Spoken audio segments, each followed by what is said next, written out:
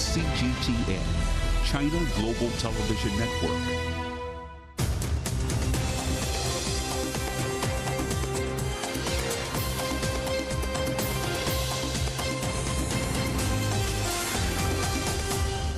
Live from London, this is The World Today. Hello, I'm Jamie Owen. Welcome to the programme. Our top stories. The United States comes to terms with yet another school shooting. 3 children and 3 adults killed by an ex-student in Nashville. Our other headlines: thousands of police deployed across France as pension reform protests enter their 10th day. We'll be reporting from Paris. Israel's defense minister hangs on to his job after his dismissal by the Prime Minister Benjamin Netanyahu brought thousands of protesters back to the streets.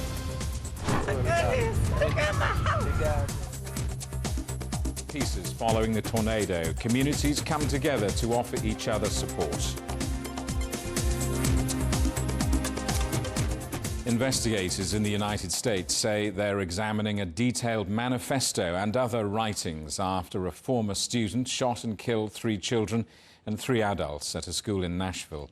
The suspect, who was shot dead by the police, has been identified as 28-year-old Audrey Hale.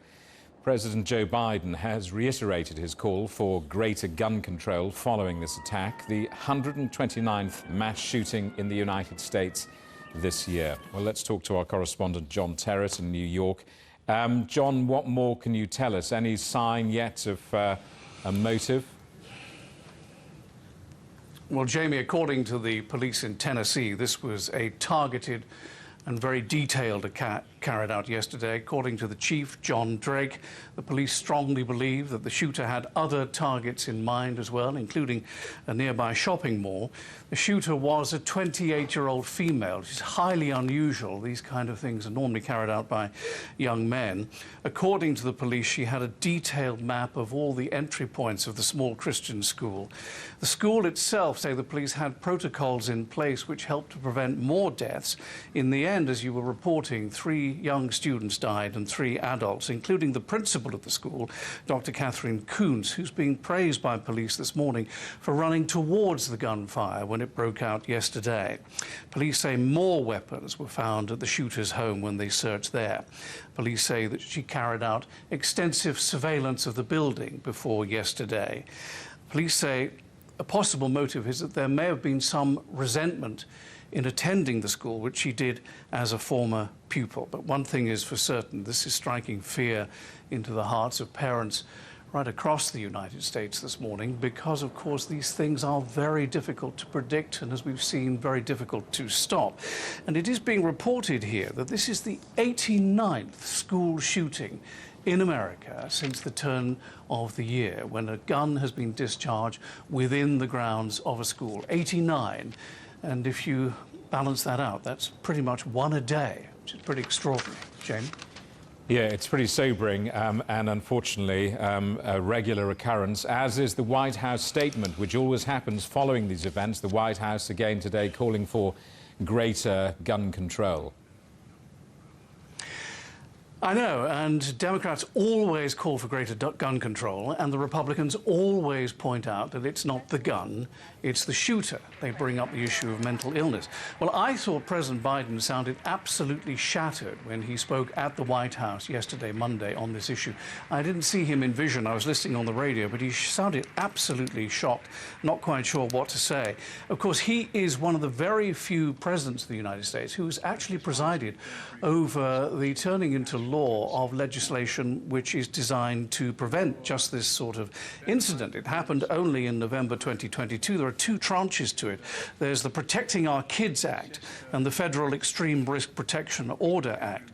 Now, the thing is, both of these failed to ban any of these weapons that the shooter had with her. They do, however, provide money for school safety initiatives and for state crisis intervention.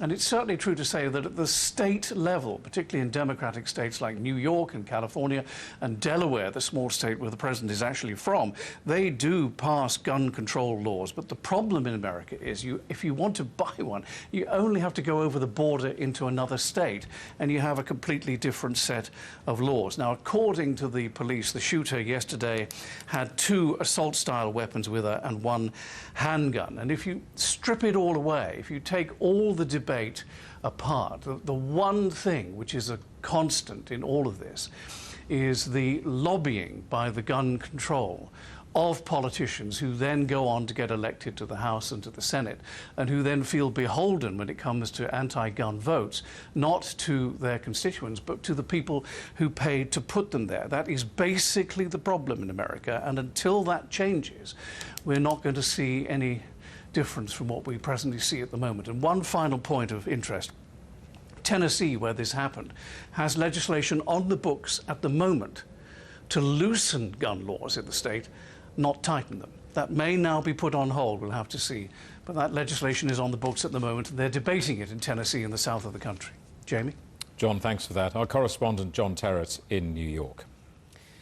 Thousands of police are deployed across France as pension reform protests enter their 10th day. That's after President Macron's government pushed through legislation extending the retirement age by 2 years to 64. Millions of people have been demonstrating since January as public anger turns to broader anti-government sentiment. Unions have appealed to the government to suspend the changes to retirement age. Well, let's talk now to our correspondent Ross Cullen in Paris. Ross, unions sound like they're calling for some kind of mediation. What do we know? Yeah, well, Jamie, I'll just bring you some news in the last hour. We have heard that the union, which has been carrying out the rubbish strike, so people collecting rubbish, people working in the sewers, people driving skip drivers, they say that they're going to be suspending their strike from this Wednesday, the 29th of March. So from tomorrow, there should be rubbish trucks roaming back up and down the streets of Paris, starting to deal with some of those piles of garbage that we have seen. So the union there says it's suspending its strike, not cancelling its strike entirely. It still is determined to help the cause to try to stop the pension reform. But for the moment, in terms of serving the people of Paris, it says it is going to be suspending its strike for now. In terms of the overall picture from the unions, well, they've written a joint letter today to the government, and particularly for the attention of Emmanuel Macron, saying to him that it is time for mediation. They say that they've come halfway. It's time to be met halfway by the President. The Prime Minister, for her part, Elizabeth Borne, says she is ready to speak to the opposition next week.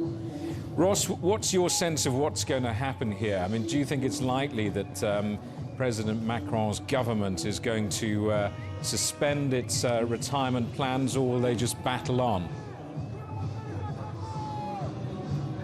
Well, for the moment, the overall picture is a battling on, Jamie. You can hear the demonstration behind me. It's been that way since the 19th of January, a week after week of hundreds of thousands of people in different cities across France ready to come out throughout the winter and now into the spring to show their opposition to the plan. For the government's part, it says, well, it's already been through Parliament. It's only got one hurdle left to clear. We should focus on that, and that is before the country's top court, the Constitutional Council, where experts rule on the constitutionality of the legislation. But speaking to the demonstrators here just a couple of hours ago at the start of the march, they were saying that they do not believe that there is any pessimism in the movement. They are focused on a successful outcome, which for them will be an entire scrapping of this move to raise the retirement age from 62 to 64. Jamie? Ross, thank you for that. Our correspondent Ross Cullen in Paris. At least 39 people have died after a fire broke out at a migrant centre in Mexico near the border with the United States. The authorities say 68 men from Central and South America were staying at the centre. Dozens were injured and several people were taken to hospital. It's not yet known what caused this blaze, which is one of the deadliest in Mexico in years. Still no sign of an Afghan girls' education activist who the United Nations says was arrested this week in Kabul. Atullah Weza is head of PenPath, an organisation that advocates for the education of girls, especially in rural conservative parts of the country. The Taliban has not responded to a request for comment or confirmed his detention, despite a United Nations call for clarification on the reason for his arrest. Lebanon's government has reversed a controversial decision to delay the start of daylight saving time by a month. The initial decision would allow Muslims to break their daily fast earlier during the month of Ramadan. It has caused widespread anger with the country's Christian authorities refusing to abide by it. Clocks will now go forward an hour on Wednesday night. Israel's defense minister is hanging on to his job after a dismissal by the Prime Minister Benjamin Netanyahu brought thousands of protesters back onto the streets amid an unprecedented political crisis. Yoav Gallant will remain in his job until further notice. He was sacked after he opposed controversial judicial reforms put forward by Netanyahu's government. The measures have triggered weeks of mass protests and eventually forced the government to put a pause on those legal changes. Well, let's talk to our correspondent Stephanie Fried in Tel Aviv. Stephanie, what's the reaction to the Israeli government pausing these changes to the legal system? It's mixed, and as with anything, it sort of depends on who you speak with or who you're listening to, who you're watching, reading, etc., etc. You know, when the freeze was announced, some of the opposition members seemed very optimistic about the probability of sitting down, negotiating something that they would feel would be more reasonable in terms of this legal overhaul, legal changes. But others in the opposition said, no, we don't trust this at all. It's a smokescreen and it's a bluff, and we don't believe that anything will happen. And so as well, when you talk to people that are out there protesting, looking at groups on social media, what I'm certainly seeing, and especially among the protesters, is they don't believe it. They believe this is a buying time tactic. This is a bluff. And it's a freeze, after all, it's a pause. But Benjamin Netanyahu has made very clear that there will be a move going forward to change the judicial system. It's just a matter of how dramatic or extreme it will be, and many don't believe, and that's based on past experience insofar as entering agreements with Benjamin Netanyahu go. They don't believe that there will be a follow-through or a negotiated any sort of softening. And proof of that could be in Tuesday morning, less than 24 hours after this freeze was put into place. It turned out that one of the key bills on appointing judges, basically what amounts to, as opposition says, hand-picking judges to serve on the Supreme Court, that was put through to the parliament, to the Knesset speaker. So now it's ready to go for a vote. And the opposition is saying now we have no chance to negotiate it. It's already been put through to be voted on. The Netanyahu camp says, well, not necessarily. It's just sitting there. It's not going anywhere. But the point is that it could be given the motion to move it to the vote with the snap of a finger. Stephanie, call it what you want. These legal changes paused or a freeze, at least for now. Will that be enough to stop these huge protests? We've been watching the pictures of the huge demonstrations while you've been speaking. No, not based on the feedback that I'm getting, not based on the things that I'm reading from the protesters and the people that are organizing the protests. They're very concerned that this pause, freeze, as you said, call it what you like, that it's a buying time, and it's basically to quiet down the protests, to stop the momentum. So a lot of the organizers are saying, oh, no. Now we regroup and we go back in. Because they say they're not going to leave the streets until until this overhaul drops off the agenda. And also many are saying until Benjamin Netanyahu drops out of government. Stephanie, thank you. Our correspondent Stephanie Fried in Israel. Russia has test-fired supersonic anti-ship missiles at a training target in the Sea of Japan. The Russian Defense Ministry said 2 ships launched the Moskit cruise missiles at a simulated enemy warship, successfully hitting the target about 100 kilometers away. The missiles have conventional and nuclear warhead capability. It comes a week after 2 Russian strategic bomber planes capable of carrying nuclear weapons flew over the Sea of Japan in what Moscow said was a planned flight. Japan says it's monitoring the situation. As Russia's invasion of Ukraine continues, forces are also becoming more active in the Far East, including areas around Japan. The government will continue to monitor these movements of the Russian military. You're watching CGTN. Still ahead, the clear-up operation in Mississippi after that tornado which killed 26 people and left hundreds homeless. We're in the United States. Next.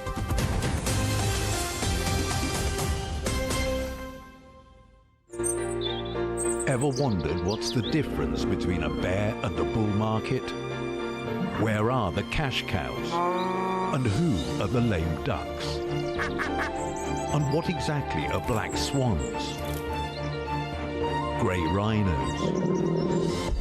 And unicorn companies? Make sense of it all with Global Business, only on CGTN. There's a new agenda for a new world, accelerating change in almost every part of our lives. It's shifting the norms of how we work, travel, and connect. How we think, interact, and develop. It's a new reality, a new agenda with me, Juliette Mann.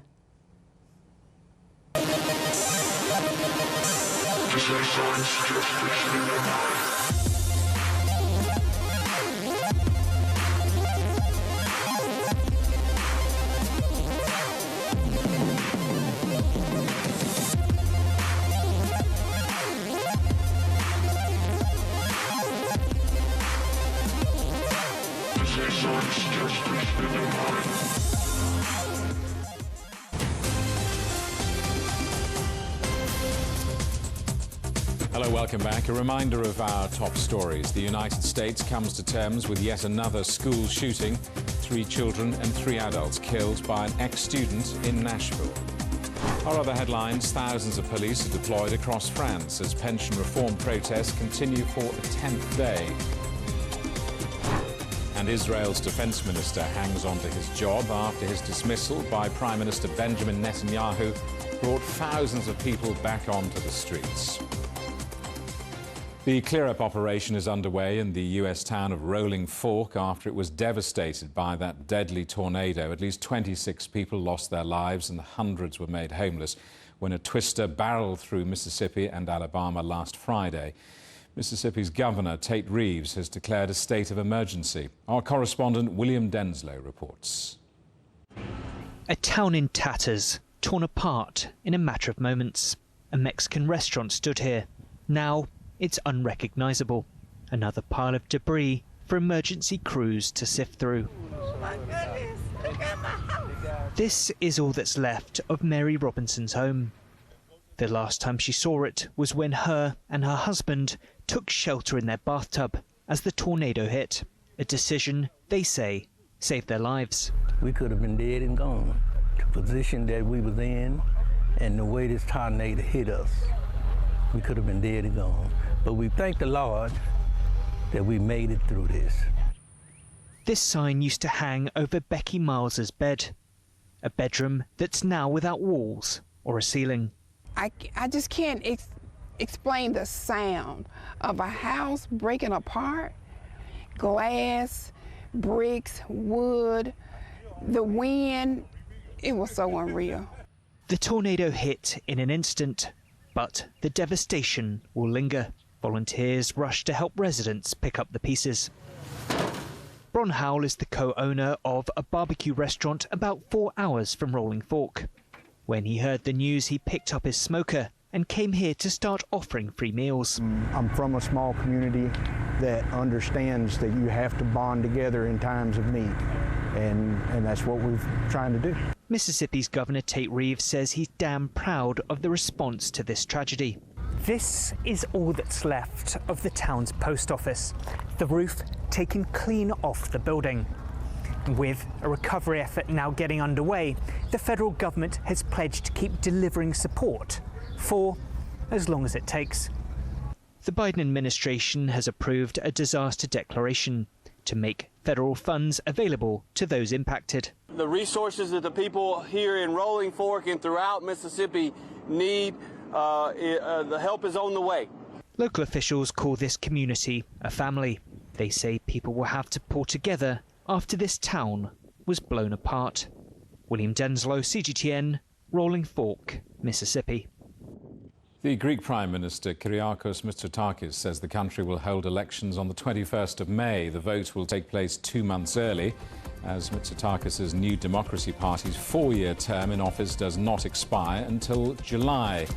The announcement comes after a deadly train crash last month killed 57 people and caused widespread public anger. European Union members countries are in a standoff over including nuclear power under the EU's renewable energy goals.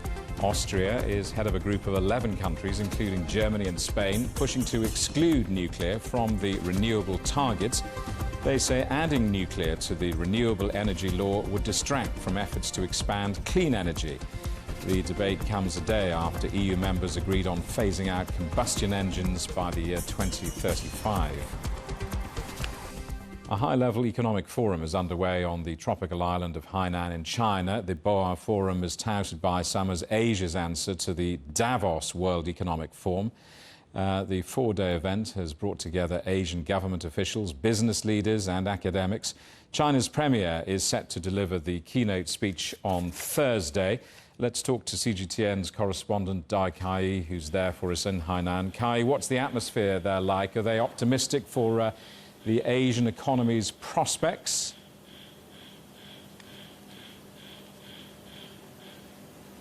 Right. One of the most important things I have to mention is that 2 of the flagship reports unveiled in today's annual conference.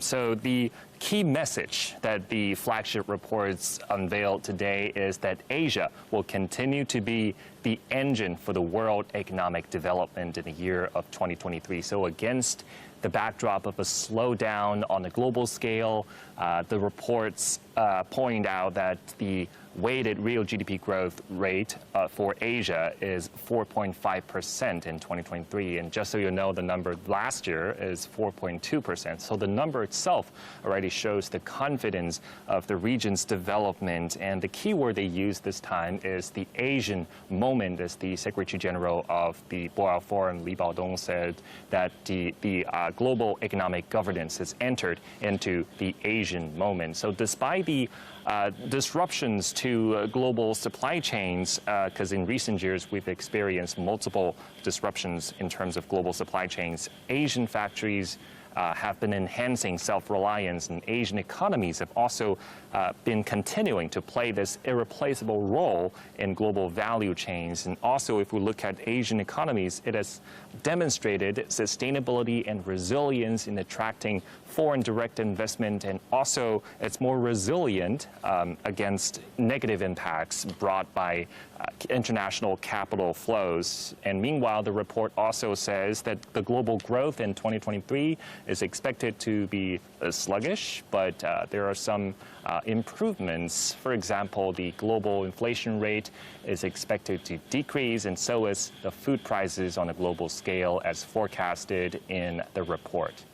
All eyes on China's new premier delivering the keynote speech on Thursday. What can we expect?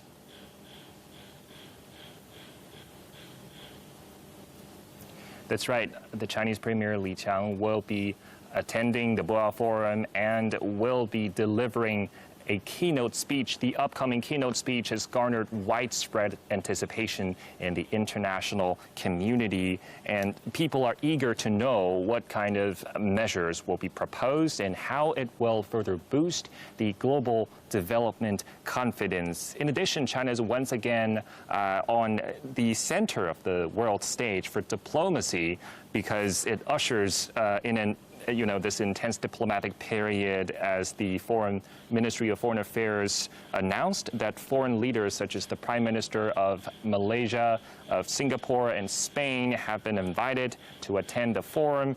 That means this will be the first time Chinese Premier has had the opportunity to interact extensively with foreign counterparts and global business leaders since he took office, and this is undoubtedly the biggest focus for everyone. And one last note, this year's forum marks the first time that it's fully restored to offline fashion, so that means guests and everyone attended can be meeting face-to-face. So that in itself should be something to celebrate.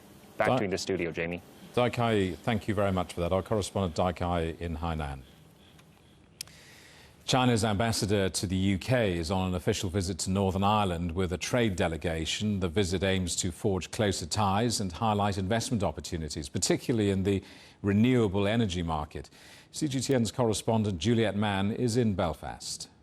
On his first trip to Northern Ireland, Ambassador Zheng told me he likes what he sees.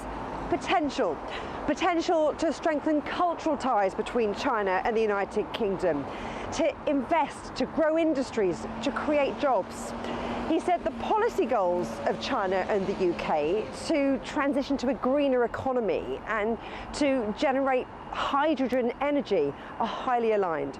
And that's why we're at Queen's University, where academia and industry meet to discuss partnerships, technologies of the future, and where China sees opportunity. Both sides should act proactively to build platforms and bridges for enterprises and scientific research institutions from the two countries. We will continue to support the development platforms such as this, the China-UK Hydrogen Energy Cooperation Forum and the China-UK Northern Ireland Innovation Forum on new energy. The third aspect is encouraging exchanges between enterprises and scientific researchers. We should support them, support and step up the collaborations in technological research and development, and the motionalization, the applications, and jointly promote cooperation in technology, materials, equipment, and innovation. Cooperation like this will better serve the green and low-carbon development of our two countries, and also will make our contributions to the world. Belfast-born Wrightbus made the first electric bus in the UK, and now they're spearheading hydrogen fuel cell technology with vehicles like this, which runs on zero-emissions hydrogen, a technology which the ambassador says is important to China's plans for high-quality growth. Now, China will be the biggest producer and user of hydrogen. Northern Ireland is positioning itself as a leader in green hydrogen, so collaboration between China and Northern Ireland makes business sense. And the ambassador hopes that visits like this one will cement a relationship that was already long and strong. Juliet Mann, CGTN, Belfast. The headlines again. The United States comes to terms with yet another school shooting. 3 children and 3 adults killed by an ex-student in Nashville. Our other headlines, thousands of police are deployed across France as pension reform protests continue for a 10th day. And Israel's defense minister hangs on to his job after his dismissal by Prime Minister Benjamin Netanyahu brought thousands of protesters back onto the streets. And that is the world today. Thank you for watching. There's more news on CGTN Europe's channel on the Telegram app, or scan the QR code on the screen to get stories and updates sent direct to your phone. We're back with more news at the top of this hour. Coming up next, it's World Inside. For now, from all of the team in London, it's goodbye.